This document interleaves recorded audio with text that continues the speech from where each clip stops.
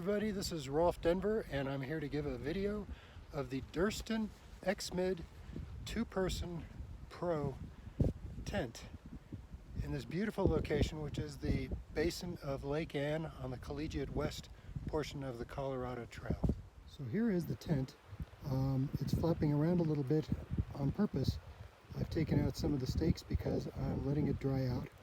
I had about 10 hours of solid rain my first night out here, and then last night probably another 8 hours of solid rain, and all of my gear has been drying out in this beautiful, glorious morning. So the fact that the tent is wet shouldn't be a surprise. But the tent was not wet inside, except for the usual condensation that all single wall tents will experience. But I'm going to tell you why that hasn't been much of a problem for me. I've got to show you another video of where I'm camping on the Colorado Trail. Actually, it's about 2/10 of a mile off the trail at a place called Lake Ann. The lake can't be seen, but it's right beyond those bushes, and it's a beautiful little lake. And it belies the notion that there are many, many people hiking the Colorado Trail. I've seen a handful of people yesterday, and there was absolutely no one down in this entire valley. I've had this whole valley for myself for pretty much, well, I've had this whole valley for myself the whole time. There hasn't been another person here within eyesight for the whole time. Anyway, the Pro, as I'll just call it in short, is the latest tent designed by Dan Durston, who's become kind of a legend at designing tents by this point. He came up with this wonderful idea of being able to use 2 trekking poles in it's called the X-Mid because it is a sort of a diagonal X.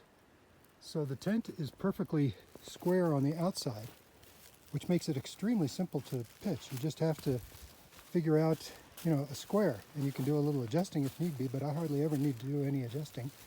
And then you put up the 2 trekking poles to hold it up.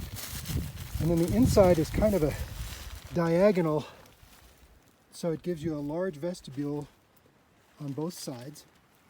And but if you're one person camping with a tent like this, you really don't need to use those vestibules, except that they are good to have to put like your dirty shoes, your muddy shoes, and to have some other wet stuff that you just don't want to have in a tent with you. This is a 2-person tent. It would be snug but doable for 2 people, definitely doable for 2 people, just like other 2-person ultralight tents. It is perfect for a 1-person who wants to have all their gear inside and be able to move around a little bit. Also, the fact that the inner of the tent is in a diagonal means that while there's kind of low headroom here, there's very high headroom on the other side. So if you yourself sleep in a diagonal from one side to the other, you will not run the danger of your sleeping bag hitting the, getting condensation off of the tent wall. And the zippered portion of the tent, the mesh is completely straight up and down, so that provides a lot of spacious feeling. And finally, there's no, you have the total room of the tent to sit up in, so you can sit straight up and have no problems at all sitting up. I'm 5'10".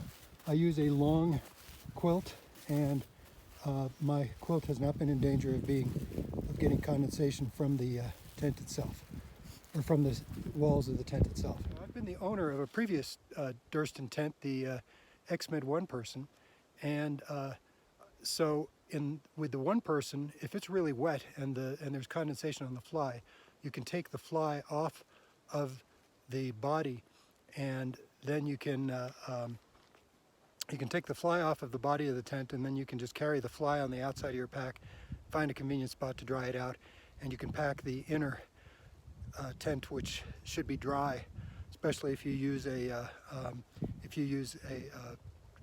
something underneath your, a drop cloth underneath your tent. On this one, you can't do it because it is the sides of the tent are permanently attached to the tent itself. So drying out the tent when when the inside has condensation is a bit more of a challenge. I have taken along a little cloth for that purpose to just try to dry out the tent. But to be quite frank, if there's a fair amount of condensation, you'll be doing a lot of mopping up. But on the plus side, all you really need to dry off, if you have to pack the tent wet, all you really need to dry off before you use it the next night is the wall of the tent floor. Not the wall, but the floor of the tent. Is this tent expensive? Yes. Is it hard to get? Yes.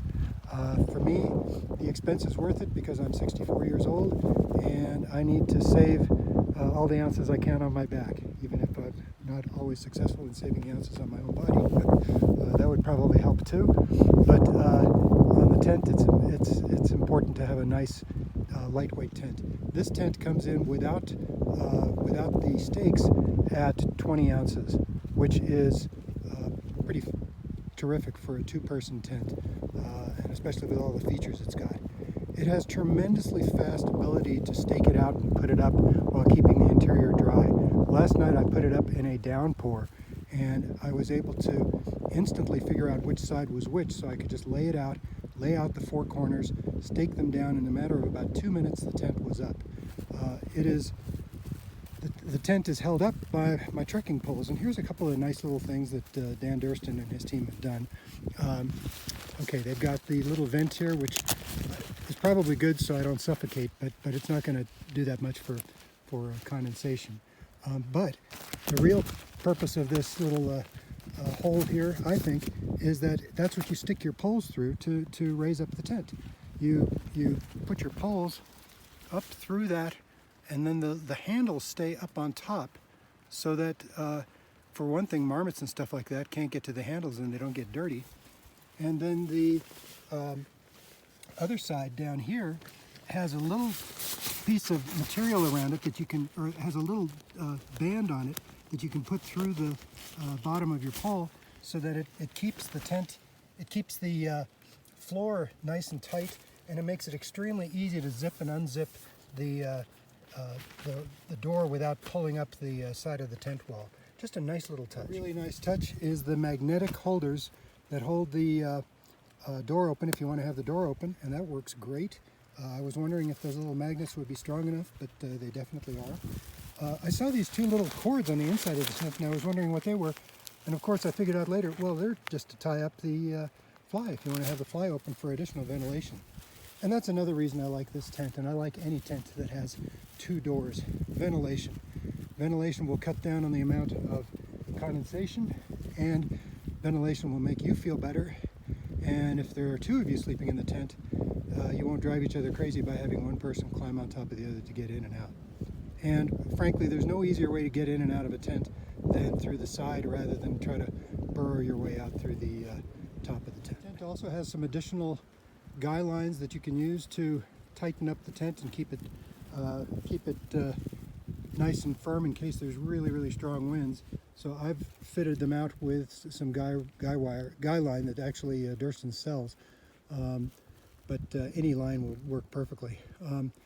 I really haven't needed to use them even in heavy rainstorms. So, but they're there in case I ever need them. And there are some additional tie points as well on the tent. Like down at the bottom, there are places where you can, there's even a little already pre-tied little loops that you could put a stake through if you really need to put a stake through to keep water out there. If rain is really going like straight sideways or something. The tent floor is held up by some small little poles, I guess you'd call them, that make the tent into a bathtub, and they work quite well. They're pretty ingeniously designed, and they seem quite sturdy. And they do their job. Some people have commented that this tent does not have any pockets in it, and that's true. Durston did that to save weight. What he has said is if you really need a pocket, if you're camping by yourself, you really don't need a pocket. There's tons and tons of room in this thing if you're camping by yourself. But if you really want something, there are these shelves of netting, and the purpose for those shelves is to have the condensation run down off of the inner wall and out through the netting. I believe it works, but I haven't had enough condensation for that really to be an issue. The condensation I've had just sort of hangs there. But Dan has said that you can just, if you want to, you can just put some stuff on that shelf, like, you know, glasses or a flashlight or something like that. I've tried it. It works. It's fine. But again, I haven't really needed it. If there were two of us sleeping in here, we might use that. Finally, all of the cords on the tent, the little side cords that hold it up, the additional guy lines that you can get from Dan, they are all reflective, which I can testify from my own experience. It's nice to have some reflective cord on your tent when you're out wandering around in the middle of the night doing you know what, and then you're looking for your tent and you can't quite find it, and if there's a little bit of reflectivity, that is a good thing. So that is my review of the Durston X-Mid 2P Pro, two-person Pro. And now I'm going to take my poles down because I have to use one of them to try to get this little throw bag with a rock in it that I was trying to at least somewhat keep my food bag up out of this tree. I managed to get it snagged in this tree, and it's just high enough so I can't get it down myself. So if I can't get it down with a pole, well, I'm not going to cut down the tree. I may just cut the line and leave somebody a throw bag. This is my first try using a you know, a bear bag instead of my trusty bag that I tie around a tree that's made of Kevlar. And frankly, I've had so many problems getting this bag, getting the bear bag put up, that I'm kind of inclined to go back to the other bag, even though I'm trying to save some weight on this trip. All right, thanks. This is Rolfdenver, and thanks for listening and watching.